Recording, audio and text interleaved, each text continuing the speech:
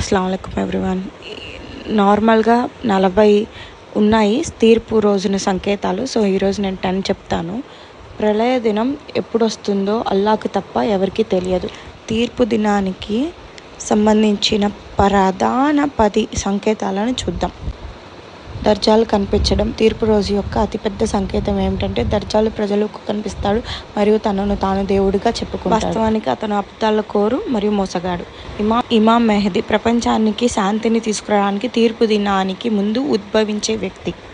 హజరత్ ఈసా అలైహిస్సలాం తీర్పు దినం ముందు ప్రపంచానికి తిరిగి వస్తాడు. ప్రపంచానికి తిరిగి వచ్చిన తర్వాత అతను పందులను చంపి సిలువను పగలగొట్టి ముస్లిమేతరులపై ఉన్న పన్నును అంతం చేస్తాడు. సూర్యుడు తూర్పు నుండి ఉదయిస్తాడని ప్రతి ఒక్క వ్యక్తికి తెలుసు. కానీ అంతిమ కాలంలో సూర్యుడు పడమర నుండి ఉదయిస్తాడు. పునరుత్థాన దినానికి ముందు భూమిని కప్పివేసే పొగ కనిపిస్తుంది. గోగ్ మరియు మగోగ్ అనే 2 తెగల అంతిమ కాలంలో కనిపించి నాశనానికి కారణమవుతాయి. భూమి 2 ముక్కలవుతుంది. ప్రళయ దినానికి సంకేతంగా ఇస్రాఫీల్ చేత ట్రంపెట్ ఊదబడుతుంది.